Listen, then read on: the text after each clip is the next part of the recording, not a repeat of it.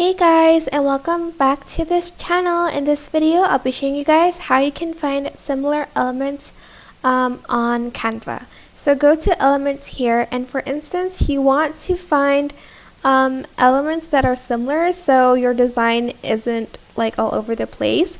So I'm just going to select this one, and for instance I want elements that are similar to this one, so I can add it to, like, for instance, my poster.